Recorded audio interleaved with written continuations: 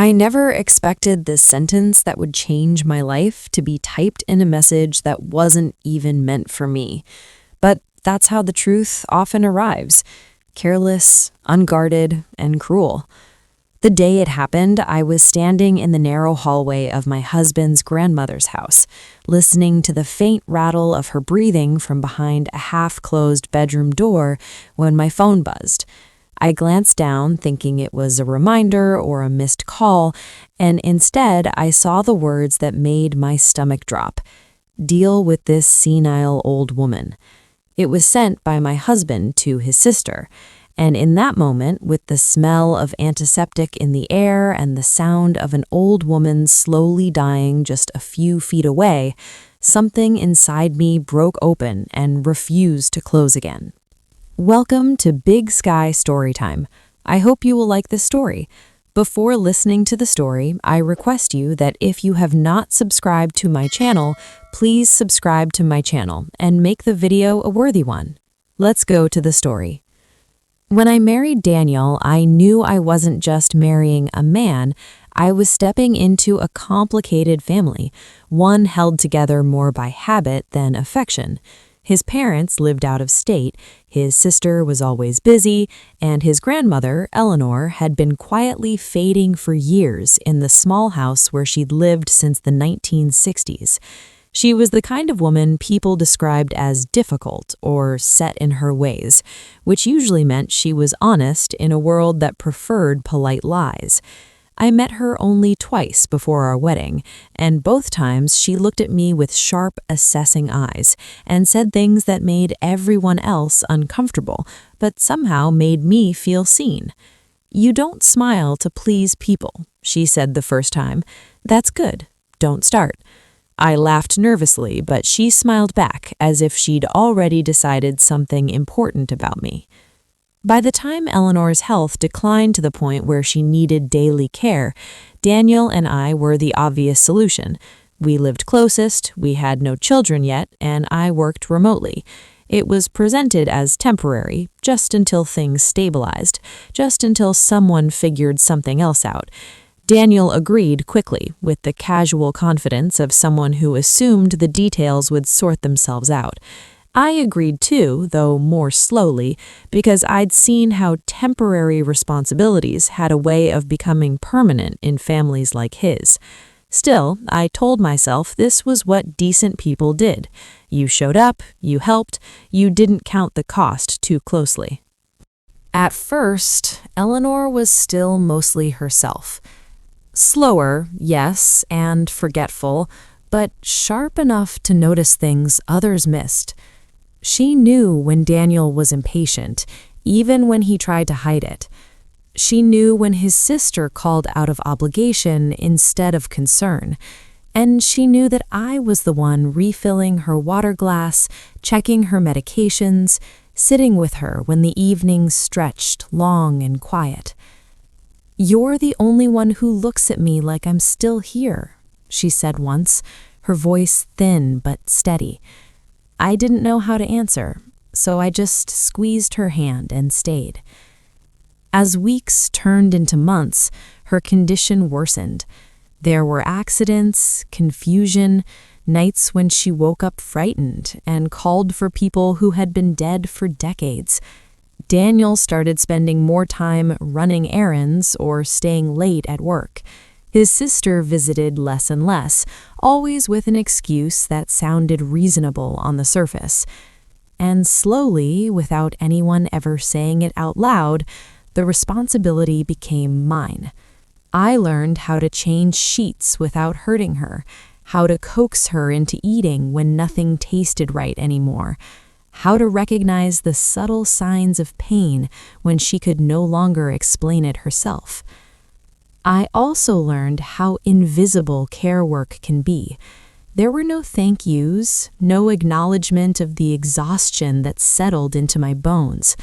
When I tried to talk to Daniel about hiring help, or at least sharing the load, he'd sigh and say things like, "She's old, what do you expect?" Or, "You're better at this stuff than I am." At first, I took that as a compliment. Later, I realized it was an abdication. The day I saw the message was one of the worst days yet. Eleanor had been slipping in and out of consciousness, her breathing shallow and uneven. I'd called Daniel at work twice, telling him I was worried, that maybe we should call the doctor or hospice. He sounded annoyed, distracted. "She's fine," he said. "She does this all the time. Just deal with it." When my phone buzzed a few minutes later, I assumed it was him responding again, maybe realizing he'd been too harsh. Instead, I saw that sentence, raw and ugly, typed without any awareness that I could see it too. "Deal with this senile old woman." I stared at the screen, then slowly looked up at the bedroom door. Eleanor lay there, fragile and small, her chest rising with effort, her life measured now in breaths rather than years. And the man I had married, the man who'd promised kindness and partnership, had reduced her, and by extension me, to an inconvenience. Something shifted in me then, a clarity that felt almost frightening. I wasn't just angry, I was awake. I didn't confront Daniel right away. I turned my phone face down, walked into Eleanor's room, and sat beside her. I held her hand and spoke softly, even though I didn't know if she could hear me. I told her she wasn't a burden. I told her she mattered. I told her she wasn't alone. As I spoke, tears slid down my face, not loud or dramatic, just steady and unstoppable. And as I cried, I made a decision that would shape everything that followed. That night, after Eleanor finally fell into a deeper sleep, I went into the kitchen and waited for Daniel to come home. When he did, he was irritated, already defensive, as if he could sense the reckoning before it arrived. I showed him the message without a word. He glanced at it, then shrugged. "You weren't supposed to see that," he said, as if that were the real problem. Something in me went very still. "Is that how you see her?" I asked. "Is that how you see what I've been doing?" He rolled his eyes, said I was overreacting, said she didn't even know what was going on anymore. And that was when I realized I was standing at a crossroads I hadn't known was coming. Over the next few days, Eleanor declined rapidly. Hospice was finally called, more out of medical necessity than family urgency. A nurse explained gently that we were looking at days, maybe a week. Daniel's sister came once, stood awkwardly at the foot of the bed, and left early, saying she couldn't handle it. Daniel hovered, uncomfortable, as if death were something he could avoid by not looking directly at it. I stayed. I learned how to keep Eleanor comfortable, how to listen to the subtle changes in her breathing, how to sit with silence without trying to fill it. The night before she died, Eleanor surprised me by opening her eyes and focusing on my face. Her grip tightened slightly around my fingers. "Don't let them tell you this is all you're good for," she whispered, her voice barely there. I felt my breath catch. "You're stronger than you think." I promised her I would remember. I didn't yet know how I would honor that promise, but I knew I would. Eleanor died just before dawn, quietly, without drama. I was the one holding her hand when her breathing stopped. I was the one who noticed the stillness, who called the nurse, who closed her eyes. Daniel was asleep in the other room. When I woke him, he looked shocked, as if he'd believed on some level that this would never really happen. The house felt hollow after that, like something essential had left and taken its warmth with it. The days after her death were a blur of arrangements and obligations. I watched Daniel step into the role of grieving grandson in public, accepting condolences, telling stories about Eleanor that felt rehearsed and incomplete. In private, he was distant, irritated by my quietness, my lack of enthusiasm for moving on.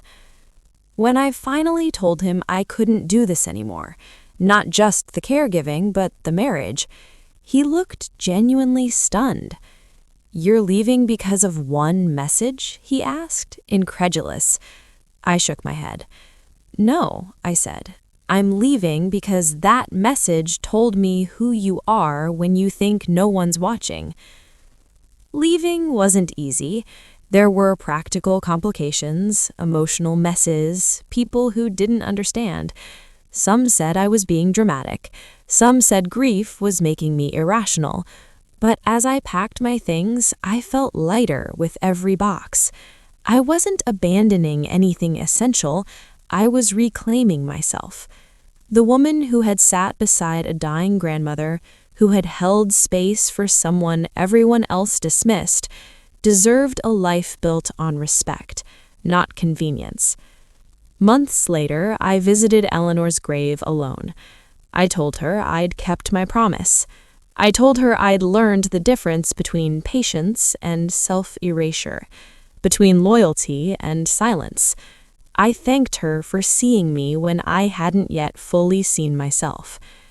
As I walked away, I realized that caring for her at the end of her life hadn't diminished me, even though others had tried to make it feel that way. It had sharpened me, clarified my values, shown me what I would and would not accept.